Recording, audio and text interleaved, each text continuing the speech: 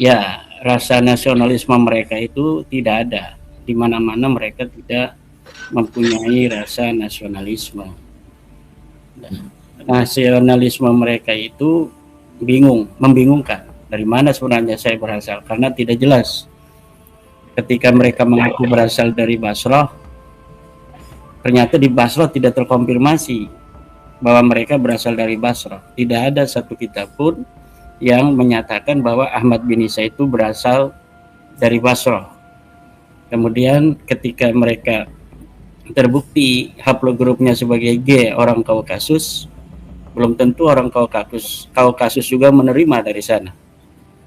Ketika mereka berada di Indonesia selalu mengagung-agungkan Tarim, mengagung-agungkan Hadramaut, lalu sekarang ketika di Hadramaut terjadi perang, mereka tidak kelihatan, Kang Mas. Seperti apa yang telah saya baca dari rekam jejak keluarga Balawi ini, tidak ada sebuah sejarah yang menyatakan mereka pernah konfrontasi senjata secara langsung. Berbeda dengan orang-orang Jawa yang konfrontasi senjata dengan orang-orang Mongol, dengan orang-orang Portugis, dengan orang-orang Inggris, dengan orang-orang Belanda. Ini Balawi sama sekali tidak ada konfrontasi senjata. Nah, untuk membuat sebuah narasi kesatriaan mereka itu, mereka membuat sebuah hayalan bahwa Fakih Muqaddam dulu telah mengatakan bahwa kita sekarang sudah mematahkan pedang. Artinya tidak ada lagi perjuangan bersenjata. Itu sama sekali tidak ada, sejarah itu sejarah palsu. Itu hanya untuk menutupi kepengecutan mereka dalam sejarah, tidak adanya satupun pertarungan survival mereka sebagai manusia yang berperadaban seperti di masa lalu yang leluhur orang Jawa berperang melawan para penjajah, berperang melawan musuh-musuh baik dari musuh regional maupun internasional untuk mempertahankan kekuasaan misalnya. Itu tidak ada sama sekali. Nah, sekarang ketika ada dihajar itu oleh Arab Saudi, kita tidak melihat nama-nama Balawi ada di sana. Pemimpin STC itu Idrus Az-Zubaidi, itu bukan Balawi. Dia marga Az-Zubaidi dari Bani Qahtan. Wakilnya dari marga Al-Katiri. Itu yang STC, pasukan transisi Yaman Selatan yang ini memisahkan diri dari Yaman dan ingin membentuk negara selatan seperti masa lalu. Karena sekarang ini Yaman terbagi dua, asalnya itu Yaman Utara yang sekarang dikuasai Houthi, yang kedua daya Yaman Selatan. Kemudian pada tahun 67 kan mereka ini merdeka dari Inggris, kemudian keluarga Balawi setelah merdeka itu baru muncul dia masuk ke Partai Komunis. Mereka sekarang sampai sekarang keluarga Balawi lah yang menguasai Partai Komunis. Tapi kalau ada perang mereka nggak ada, Kang Mas. Sekarang ini pemimpin Partai Komunis di Yaman namanya Abdurrahman Sigab. Itu masih hidup ya? Masih hidup sekarang. Tapi ketika ada konfrontasi senjata mereka hilang. Nah, yang tampil itu adalah dari keluarga Az-Zubaidi dan keluarga Al-Katiri. Kalau masa-masa damai, mereka muncul dalam kekuatan politik. Mereka pernah juga menguasai sebagai presiden komunis. Tahun 86 itu Haidar Alatas itu pernah menjadi presiden komunis di Yaman Selatan. Makanya setelah dipegang oleh Haidar Alatas ini hancur kemudian komunis itu. Jadi kalau dipegang Balawi langsung hancur itu. Kurang barokah kayaknya. Jadi kemudian tahun 90 kemudian bersatu Yaman Utara dan Yaman Selatan membentuk negara Yaman Bersatu, presidennya Ali Abdullah Saleh. Sampai tahun 2022 kemudian terjadi perpindahan kekuasaan, dibentuklah yang namanya sekarang PLC itu, Presiden Leadership Council, Dewan Kepemimpinan Presidenan, yang sekarang dikuasai oleh Rashad Al-Alimi. Nah, Rashad Al-Alimi hari ini didukung oleh Arab Saudi. Nah, sekarang menggempur siapa? Menggempur kekuatan Hadramaut. yang dipimpin oleh keluarga Az-Zubaidi dan Al-Kathiri. Jadi keluarga Al-Kathiri, Az-Zubaidi memang dari dulu adalah struggle for life-nya sangat tinggi. Mereka ingin membebaskan diri dari partai komunis juga, dari utara juga, dari Houthi, juga dari Arab Saudi. Mereka ingin Yaman Selatan ini berdiri sendiri. Tetapi kekuatan Uni Emirat Arab yang mendukungnya tidak sekuat Arab Saudi. Akhirnya sekarang hancur, dibombardir oleh Arab Saudi, dan sekarang dikuasai oleh Arab Saudi dan PLC di bawah pimpinan Rashad Al-Alimi itu, dan diangkatlah seorang gubernur dari marga Al-Khambasi. Lagi-lagi sekarang ini gubernur Hadramautnya bukan Balawi. Jadi kalau di masa-masa penuh dengan struggle dalam perjuangan dengan berdarah-darah, itu tidak ada Balawi. Tapi nanti kalau masa-masa tenang, mereka masuk di situ, kemudian menginfiltrasi kekuatan-kekuatan yang ada sehingga mereka bisa untuk menguasai tanpa adanya peperangan. Jadi sekarang ini ketika Hadramaut diserbu, alangkah indahnya kalau orang yang selama ini menjajakan Hadramaut, Bahar Smith, Rizik Syihab, untuk memobilisasi pasukannya untuk datang ke Hadramaut membela tanah airnya itu. Berteriak-teriak, nggak usah Palestina, sekarang negerimu sedang dihancurkan oleh Arab Saudi bersama PLC. Di mana rasa tanggung jawabmu sebagai orang yang mengagung-agungkan Hadramaut selama ini? Ketika Hadramaut dihancurkan, kalian tidak bicara apa-apa. Kalian tidak memobilisasi warga-warga yang berasal dari Hadramaut, terutama dari Balawi, untuk membela Hadramaut. Bahkan yang ada di Hadramaut sendiri dari keluarga kalian tidak ada yang berteriak. Tidak ada yang berteriak, hanya menunggu semua berakhir kemudian baru tampil. Kita akan bisa saksikan nanti kalau ini sudah selesai, mereka akan tampil. Kalau sekarang lagi bombardir begini, nggak ada. Coba sekarang Bahar Smith yang gagah perkasa ngajak-ngajak perang, Rizik Syihab yang selalu ngajak-ngajak perang di Indonesia, yang selalu bikin kerusuhan. Sekarang waktunya Anda untuk pergi ke Hadramaut untuk membela negeri Anda yang kucar kacir sekarang itu, yang amburadul, yang dibom oleh musuh-musuh Hadramaut itu. Tidak boleh kalian sebagai orang yang mengaku dirinya orang Hadramaut kemudian membiarkan Hadramaut dibombardir tanpa ada perlawanan sedemikian rupa. Kita lihat saja berani apa tidak. Bagaimana mereka berteriak-teriak selama ini untuk datang ke Palestina. Kita lindungi Palestina, kita lindungi Palestina. Palestina itu banyak yang melindungi. Hadramaut sekarang nggak ada yang melindungi. Anda seharusnya datang ke Hadramaut untuk menjadi pahlawan di sana. Kalau ada bom dari Saudi, Anda datang ke sana dan halau itu dengan keramat-keramat yang dimiliki. Katanya kalau ada Habib di suatu negeri maka tidak akan ada bencana, tidak akan ada bom. Sekarang buktikan Hadramaut sedang dibom, bagaimana itu keramat-keramat Balawi itu tidak berfungsi sama sekali. Katanya Surabaya kenapa masih gagah perkasa, karena di situ ada Habib Abu Bakar. Itu dusta sama sekali kan. Sekarang kedustaan itu dibuktikan oleh Tuhan bahwa apa yang disampaikan Balawi dari keramat-keramat yang mengatakan apabila ada di situ Balawi maka negeri itu aman tentram, tidak terbukti. Kalau ada Balawi di situ maka negeri itu akan menjadi negeri yang subur makmur, tidak terbukti. Buktinya di Tarim nggak ada Alfamidi, nggak ada Alfamaret, nggak ada Indomaret. Kita mau nyari-nyari es krim aja susah di Tarim itu, ya kan? Nah, kalau kita mau mengatakan bahwa kalau ada Balawi di situ tidak ada bencana, tidak terbukti. Apa saja yang menjadi narasi mereka tidak terbukti. Lalu apa yang mau kita percaya dari orang semacam mereka? Nasabnya sudah terbukti palsu. DNA-nya sudah terbukti G bukan orang Arab. Ilmunya ilmu apa yang disampaikan mereka banyak dusta daripada klaim sejarah dan klaim nasab di dalam kitab-kitab mereka. Lalu hebatan mana orang Tarim sama orang Indonesia? Ya jelas hebatan orang Indonesia. Barokahan mana orang Indonesia dengan orang Tarim? Barokahan orang Indonesia. Solehan mana orang Tarim sama orang Indonesia? Orang Indonesia lebih soleh daripada orang Tarim. Gantengan mana? Gantengan orang Indonesia. Kang Mas Rifki Zulkarnain sudah jelas ganteng. Alhamdulillah. Walaupun jenggotnya itu mulai banyak. Ya Imat, saya mau nanya ini. Ya. Ketika seorang Mbak Alwi, saya lupa namanya ya, menjadi presiden Partai Komunis itu maksudnya menjadi presiden negara ya? Ya, presiden negara Yaman Selatan.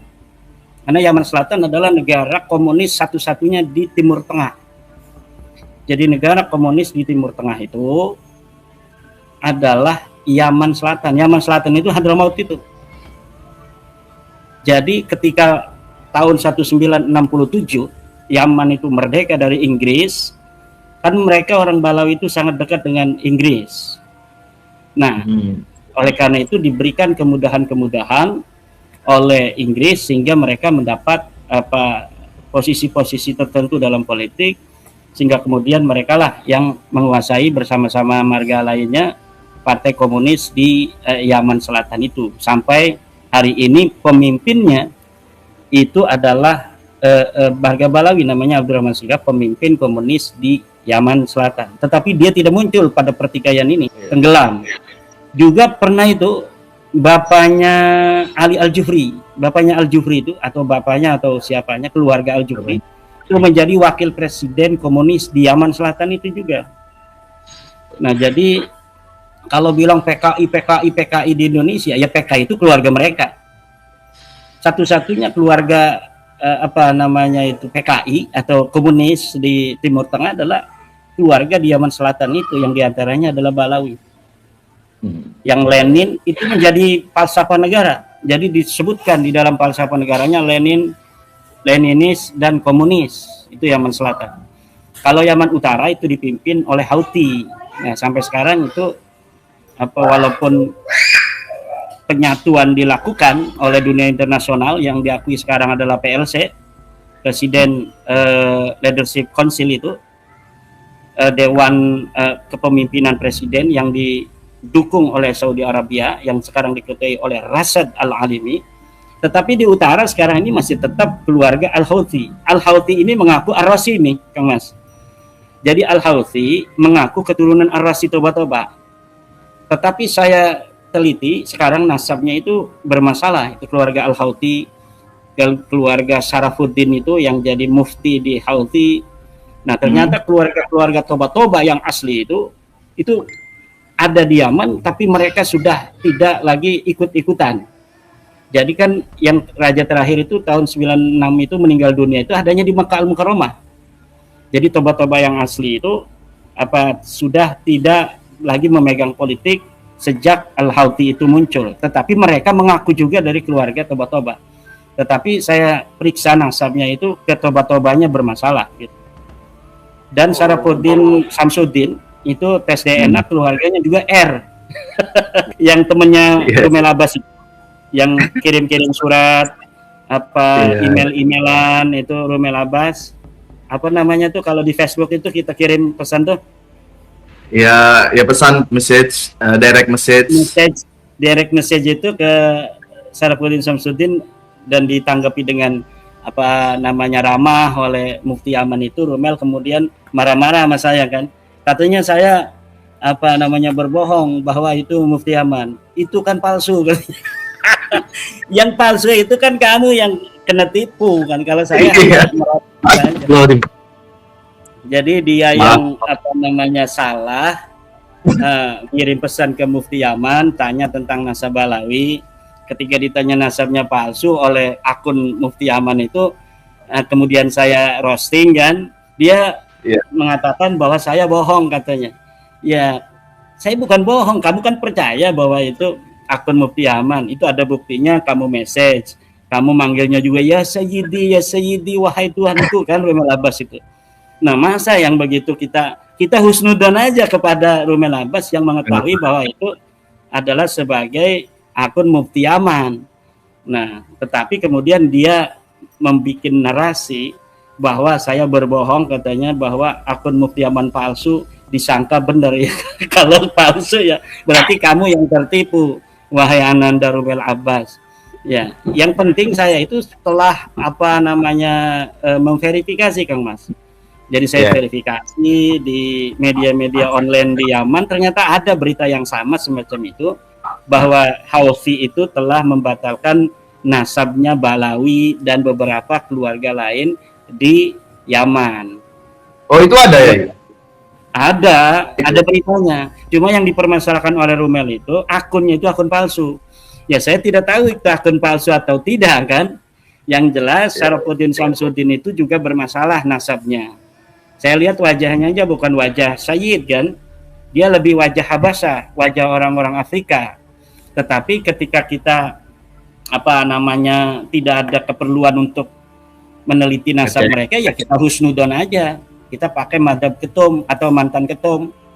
Madhab mantan ketum PBNU atau ketum itu Kang Mas. Masih jadi ketua apa udah mantan? Ya, kalau saya itu tetap beracuan pada ADART ya, tetap ketumnya. Pendukung Gus Yahya ini, pendukung Gus Yahya ini. Kalau saya dukung saudara saya. Iya, iya. Di situ kita berbeda jalan ya. Tapi saya nggak dukung Roisamnya. Dukung juga karena itu saudara saja. Saudara, tapi ada RT-nya harus tetap ditegakkan begitu. Iya kan itu udah menyalahi ADART ya. Itu tafsiran daripada apa namanya kelompok keramat. Islam itu adalah penguasa tertinggi organisasi. Jadi ada supremasi Suriah di sana. Nggak boleh seorang Tanfidiyah mengalahkan Suriah itu. Nah kan tetap ADART itu. Kalau rapat pleno itu harus dihadiri 2. Begitu ya. Karena resikonya itu akan menjadi presiden historis dan yuridis nanti ADART itu kemudian tidak boleh untuk dilanggar. Andai ada pasal misalnya Roisam, pasal secara sorih tegas jelas gitu, Roisam adalah supremasi tertinggi dan bisa memecat siapa saja bahkan ketum. Nah itu baru kan sesuai. Tapi kalau belum ada pasal itu, ya pasal itu dulu diadakan gitu. Udah ada dalam Perkom, jadi peraturannya sudah dipersiapkan dulu. Jadi kan kita ini dalam setiap keputusan harus berdasarkan payung. Payungnya udah disiapin. Tapi belum diresmikan. Dia tahu juga. Yang penting ya, dulu. Kalau kata Kang Al-Wahatifi, katanya itu Kiai, saya nggak tahu yang salah yang mana, yang jelas itu kualat sama PILS katanya. Ya kalau saya itu kan begini, satu, PBNU atau NU lah secara umum tidak akan hancur dengan adanya pertikaian beberapa orang oknum yang ada di PBNU itu, nggak bakal.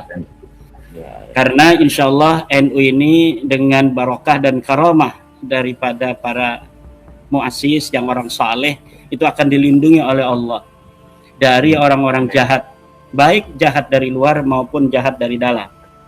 Nah, siapa ini yang akan menang? Orang yang ikhlas di antara keduanya. Saya tidak tahu siapa yang ikhlas nih. Kalau saya kan melihat setiap ada pertikaian anak-anak NU, putra-putra Nahdlatul Ulama, saya nggak lihat mana yang salah, mana yang benar. Karena saya lihatnya ketulusan dari mereka semua sebenarnya ingin mengabdi terhadap NU.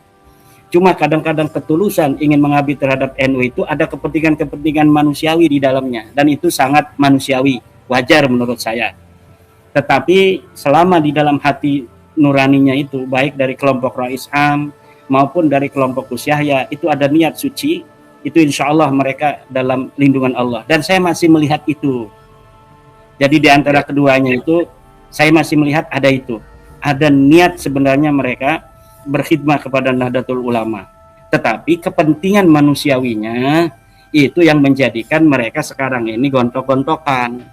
Dan itu dalam ilmu sosio antropologi dan psikologi itu sangat wajar. Cuma yang tidak wajar itu ketika demi kepentingan pribadi membuat gaduh Nahdlatul Ulama. membuat banyak kiai yang merasa sedih, membuat Banser juga bingung. Ini untung Banser mau dengerin kata-kata orang tua. Kalau kata Banser, kalau kata orang tua mereka ini harus memihak salah satu, akan memihak. Tetapi orang-orang tua di Nahdlatul Ulama, Banser tidak boleh ikut terjun di dalam konflik internal ini. Banser nunggu aja hasil keputusannya. Dan tidak boleh dua belah pihak ini bawa-bawa Banser. Ini bawa-bawa Banser ke arah mereka, yang satu bawa Banser ke arah mereka. Itu akan bahaya karena Banser ini tentara. Banser ini adalah kesatria Nahdlatul Ulama. Dia tidak boleh ikut-ikut di dalam pertikaian antara kepentingan-kepentingan di Nahdlatul Ulama, di PBNU maksudnya. Yang menjadi concern daripada Banser, daripada Pagar Nusa adalah Nahdlatul Ulama, kepentingan Nahdlatul Ulama, bukan kepentingan daripada pimpinan-pimpinan Nahdlatul Ulama. Jadi ketika ada pimpinan seperti sekarang ini gontok-gontokan, Banser tidak boleh memihak satu di antara yang lainnya. Banser diam dulu, kita tunggu siapa yang akan direstui oleh Allah. Apakah ini pihak yang nangis hadarat itu, nangis-nangis, atau pihak yang satunya, kan ada yang nangis-nangis itu. Luar biasa. Itu saya tersentuh juga itu ketika nangis. Masya Allah, ikhlas banget nangisnya. Tulus gitu kan. Nah, aduh sampai begini bener katanya. Kalau kata saya gara-gara Balawi nih. Di mana-mana bisa jadi begini Kang Mas. Dulu nggak ada Balawi di PBNU. Tahun 2015 itu ada 2 masuk di PBNU. Yang satu adalah LBY, yang 2 adalah Jen bin Smith, Ketua Rabita Alawiyah. Tapi dua-duanya ini telah memberikan sebuah presiden buruk di dalam Nahdlatul Ulama. Yang pertama, LBY ketika diangkat lagi 2020 ketika dia kalah menjadi Rois Am di Lampung, kemudian dia diangkat jadi salah satu mustasar, dia tidak mau. Walaupun sudah di SK-kan, tetap dihormati oleh PBNU, tapi dia bikin SMS WA-WA-an oleh anak buahnya bahwa dia mengundurkan diri. Dia hanya mau di Jatman. Itu mengambek karena dia kalah di Lampung. Kemudian Jen bin Smith ini beberapa hari sebelum pencoblosan Kiai Ma'ruf Amin, dia mengundurkan diri dengan disebarkan ke wartawan-wartawan bahwa dia mengundurkan diri karena dianggap PBNU sudah tidak lagi berpijak di dalam kebenaran. Ini hanya beberapa hari sebelum Kiai Ma'ruf Amin dan Pak Jokowi itu pencoblosan. Untuk apa? Itu untuk menggembosi karena dia mendukung yang lainnya waktu itu. Dan yang seperti ini selalu terjadi dari kelompok mereka. Tetapi kita tidak dikasih kesadaran, keinsafan untuk berhati-hati. Bukan kita ya. Ya ini adalah kata yang sopan lah. Iya. Akan mewakili orang-orang PBNU. Saya pernah baca laporan Senohor Gronye yang tentang orang Jawa. Itu saya miris juga pandangan orang-orang Arab terhadap orang Jawa. Senohor Gronye membuat laporan kepada pemerintah Hindia Belanda. Ini kita bisa lihat di bukunya, buku laporan Senohor Gronye semasa kepegawaiannya. Itu melaporkan bahwa salah satu surat kabar di Timur Tengah membuat sebuah risalah atau laporan tentang orang-orang Jawa yang mudah diperintah sehingga gampang dikuasai oleh para penjajah Belanda itu. Jadi jiwa orang Jawa ini digambarkan sebagai orang-orang yang mudah diperintah dan dijadikan budak, sehingga mudah dijajah oleh orang asing gitu. Nah, itu saya miris itu mendengar atau membaca laporan dari Senohor Gronye tentang pandangan orang-orang Arab itu terhadap orang Jawa. Dan saya kira ketika kita melihat bab nasab ini, diskursus nasab di kiai-kiai kita kan, yang tepo seliro, yang pakai adab Nusantara, akhlak-akhlak yang itu persis sekali seperti itu. Yang kesadaran daripada sebuah bangsa untuk lebih tinggi dari lainnya itu sangat kecil. Dia merasa bahwa ini kebaikan gitu.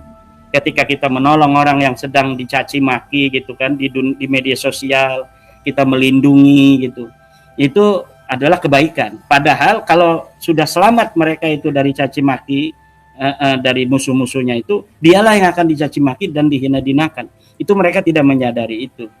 Nah, kalau kita melihat sifat-sifat burung kedasi, itu mirip mereka ini seperti burung kedasi yang mereka naruh telur di sangkar burung lain, kemudian menetaslah telur kedasi ini, dan anak-anak dari burung lain itu sama si oroknya burung kedasi ini kemudian dijatuhkan, sehingga hanya burung kedasi inilah yang akan diberi makan, diberi kasih sayang oleh induknya ini yang sebenarnya bukan induknya. Jadi induk daripada anak-anak yang ditendang oleh anak burung kedasi itu. Kalau dalam dunia tumbuhan itu namanya kemedi kata orang Banten, atau benalu dalam istilah orang Jakarta.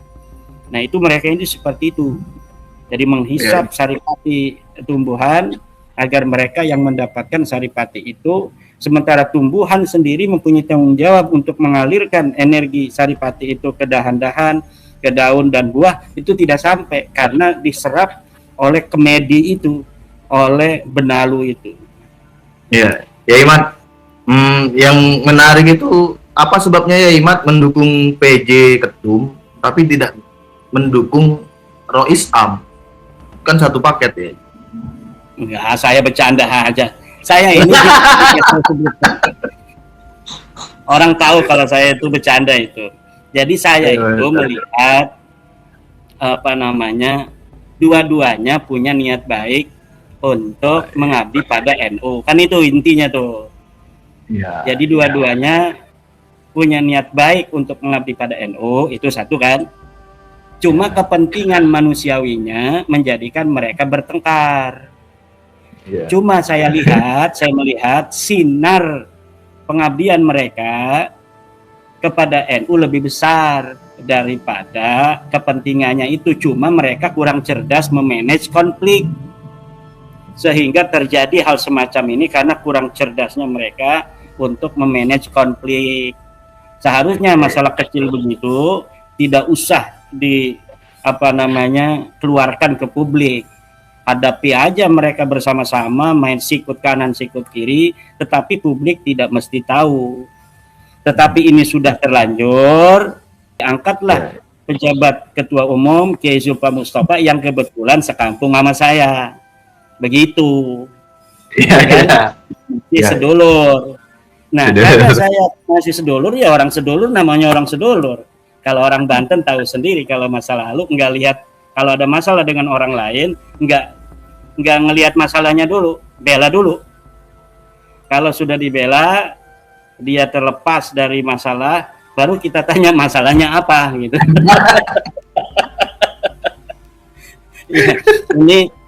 Ini udah jadi sebuah karakter ya. Jadi di mana-mana. Makanya begini Kang Mas. Kenapa di dalam laporan LWC Pandenberg itu ada 2 kesultanan yang tidak bisa diinfiltrasi oleh Balawi, yaitu Banten dan Mataram. Karena di salah satu antara wataknya itu karakternya itu. Jadi komunal dulu, lindungi, lalu masalahnya kita tanya belakangan itu. Jadi yang semacam itu ada positif, ada negatifnya. Tetapi untuk sebagai sebuah vaksin ya, vaksin komunal itu makanya dari mulai zaman masa lalu itu Banten sulit dikuasai musuh. Sampai ada begini Kang Mas, ini bukan masalah kita membesarkan Banten, ini supaya ada manfaat lah. Mudah-mudahan aja yang kibin-kibin itu daerah-daerah kibin, oh saya juga ingin begitu dah, gitu kan, agar semuanya akan mempunyai vaksin komunal itu. Komunal. Jadi nggak enak saya ngomongnya dah. Nah kita yang lain aja. Karena ini primordial. Ini primordial, tetapi memang kalau kita ingin mempunyai sebuah komunitas vaksin komunitas itu kayak orang jahiliyah itu mesti ada namanya itu hamiyatul jahiliyah. yaitu disebut oleh Kang Mas Islah Bahrawi dengan asobiyah. Asobiyah inilah yang menjadi kekuatan bangsa Arab, terutama kaum Abbasiyah, kaum Umayyah untuk menjadikan keluarga mereka pemimpin di Arab. Dan asobiyah keindonesiaan ini sekarang ini perlu untuk ditumbuhkan agar terhindar dari gejala-gejala internasional hari ini. Coba bagaimana kurang hebatnya Venezuela kalau kita lihat angkatan daratnya banyak, angkatan udaranya banyak, tapi begitu mudah dikuasai oleh Amerika dalam jangka beberapa menit saja.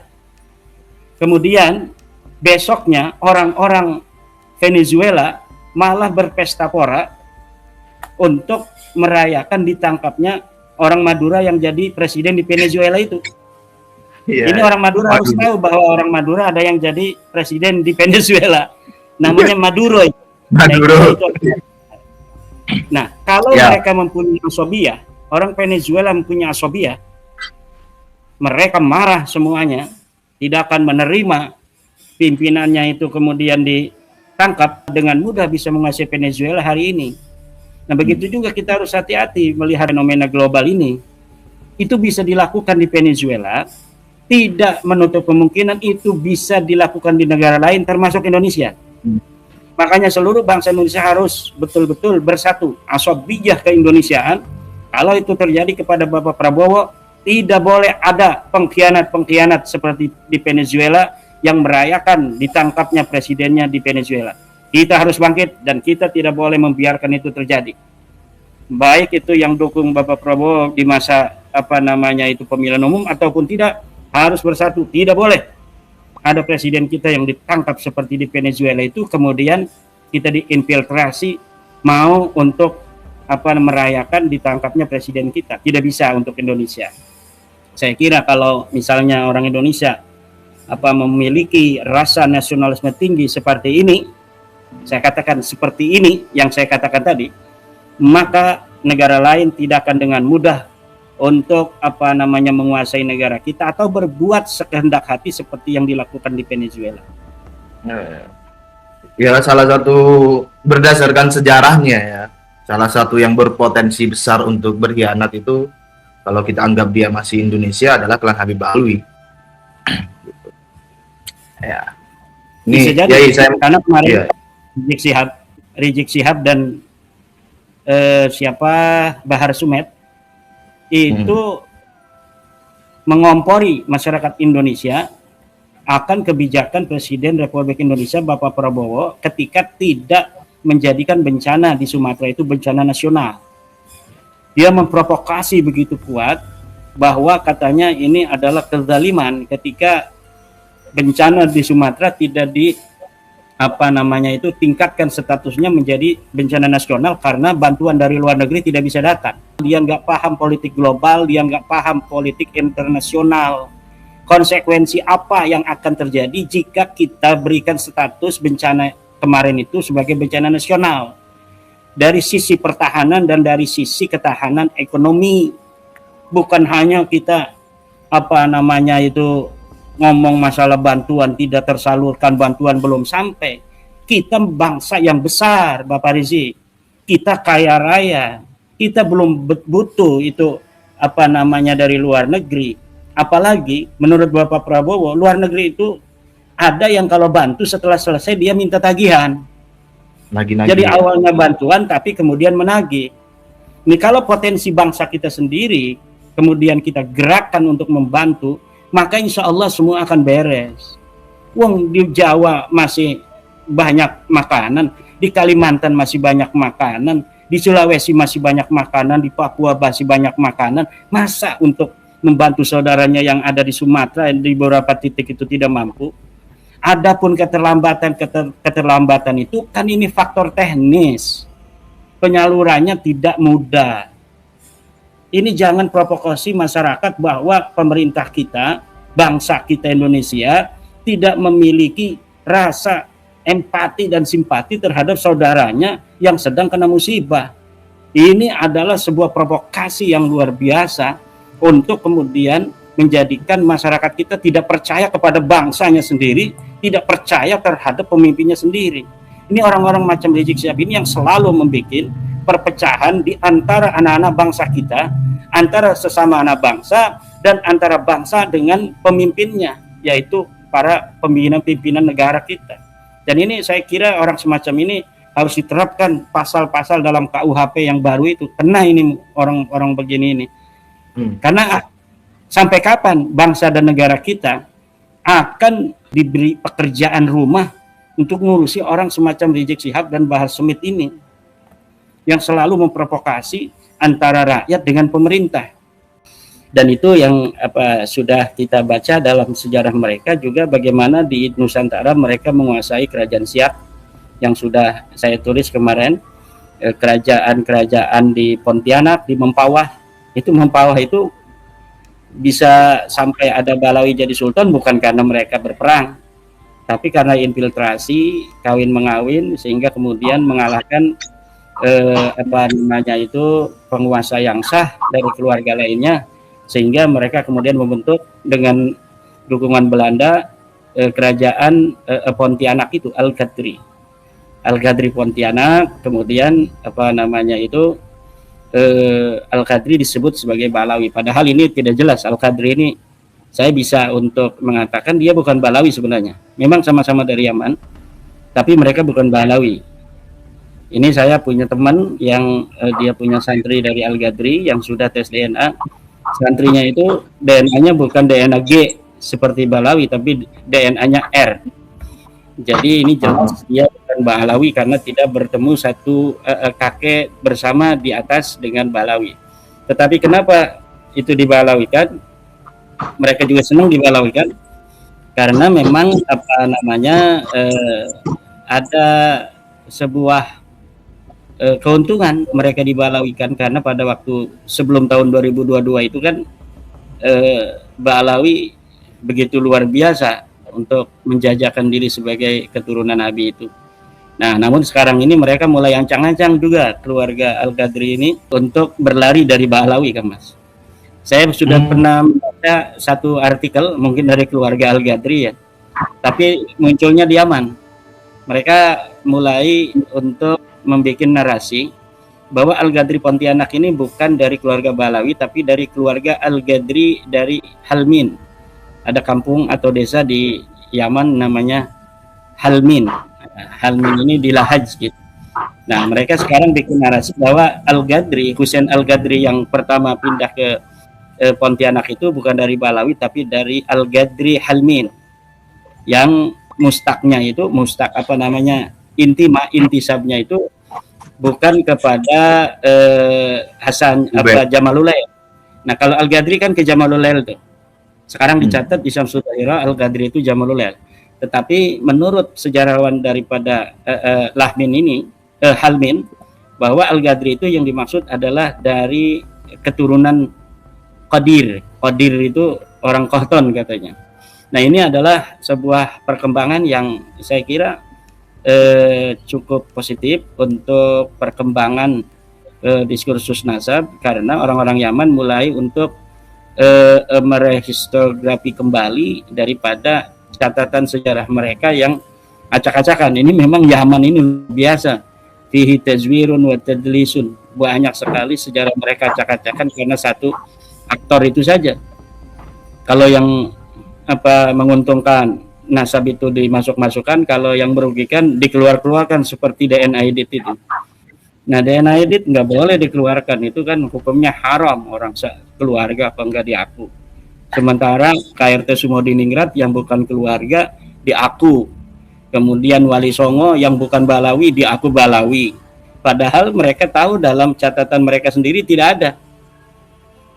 Itu dalam catatan seorang tokoh Maktab Daimi namanya Ali Din Assegaf, itu sudah terang-terangan bahwa Wali Songo ini bukan Balawi.